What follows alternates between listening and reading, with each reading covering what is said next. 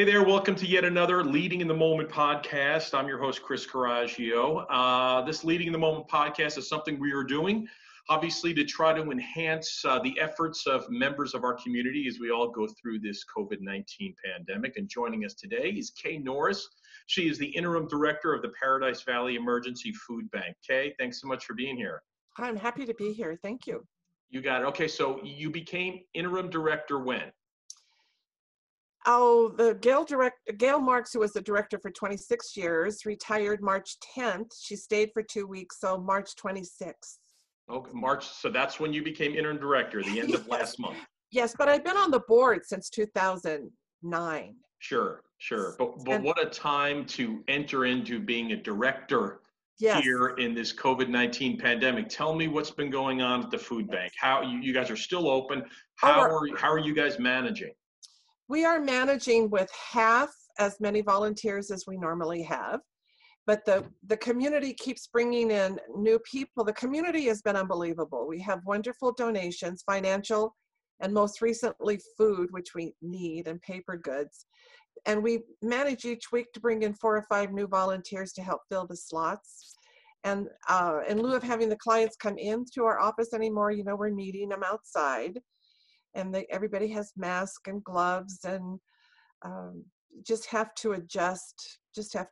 And we have new clients that haven't been in the food bank before.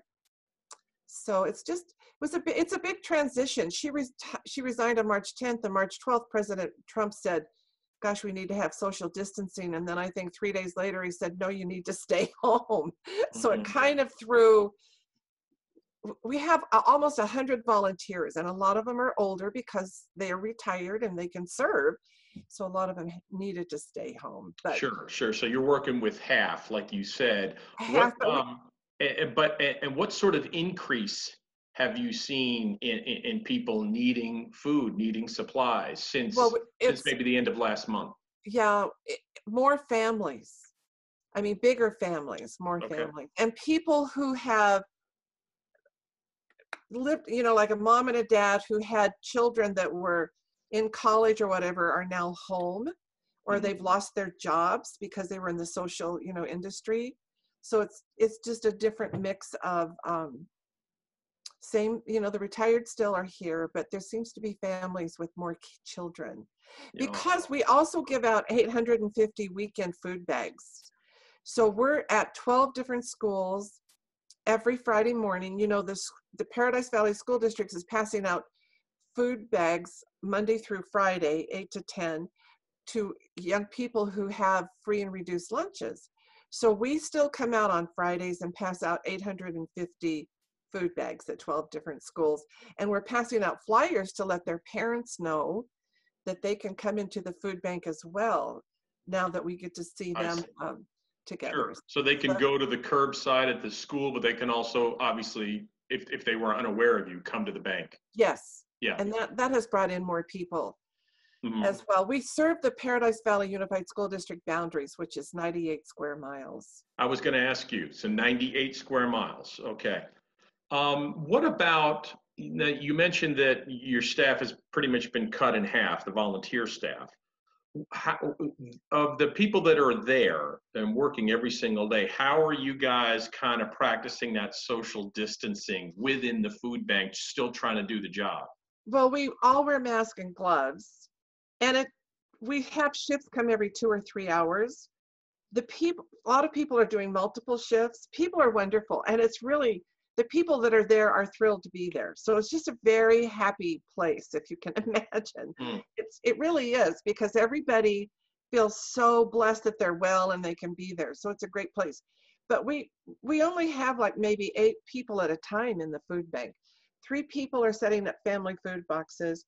We have a couple women that work in the front desk, and I'm there most of the time. So it's easy to have social distancing, because we're not like a St. Mary's where they serve 1,500 people a day and need 50 people a day to keep that going. We serve every 15 minutes, so it's easy to keep social distancing. Sure. It's hard because we're so personable. It's hard to serve our clients outside the doors. because well, that had to change, obviously. yes, And it hopefully changed. someday it'll sort of come back to the way it used to be. But right now, so you don't see, Kay, any problem with the rationing of food? There's enough, you think, coming in? Say Well, this yes, goes into the summer. because yes, because last October, November, December, we have the largest school drives that we've ever had in the history of the food bank. It was like God was planning, knowing that we were going to need this extra food. And the churches and the synagogues, I mean, the food bank was inundated with food last October, November, and December. So we had more food than we've ever seen. So that was helpful. And the backpack program has to be purchased, all of those items, because there's specific items each week. And the gentleman, Larry Langford, who wrote they wrote the article too that was in the newspaper.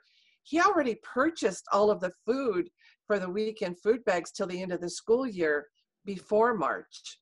So the weekend food bags is not a problem. Our family boxes for a couple of weeks couldn't have milk or eggs or meat or paper goods. But we had a lot of canned goods and canned meat that we could pass out. So I see. But the paper goods are needed. We give out paper goods and toothbrushes and toothpaste, personal items. It's just And you're currently giving those out? Yes. Okay, Yes. good. Yeah, it's not just food. There's supplies that go along. Right, with and we it. give out dog food. Okay. For a week. It's all just for a week, but we'll give out dog food and cat food, Sure. and we have some baby food, and we have diapers, paper goods, toilet paper. Kay, first of all, where's the bank actually located? What's the website? And do you need any, help volunteer-wise? And how do they contact you? Well, it's located at 10862 North 32nd Street, just north of Shea, on the west side of the road between Boscia Donuts and Filiberto's in a strip mall. Yes. So it's easy to get to. Yeah. Okay. Everybody can hardly get past the donuts when they want to come in and volunteer. Mm-hmm.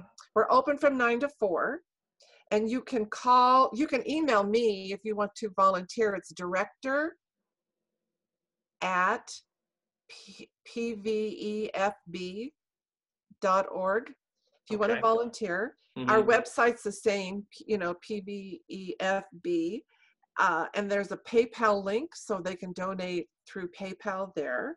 Mm-hmm. So if you want to volunteer, if you want to bring in donations, we're happy. We've had HOAs. We missed our school food drives in the spring, and we'll probably not get anything started again until October. But sure. HOAs have volunteered to have food drives. And we've had some money come in, so we bought some food that we normally wouldn't buy. But we're ready for clients, really. We are. Well, you're doing the job here in this unprecedented time. Kay, great job. You're leading in the moment. That's why we wanted you on this podcast, helping out folks in the community, and just keeping that giving going in this tough time. So we appreciate it. Oh, you're very welcome, but it's a blessing. It's really amazing to see how people who are willing to give. It's great. You got it. Kay, thanks so much. We appreciate you being here. Okay, thank you. Bye-bye. Folks, and we'll see you next time on Leading in the Moment.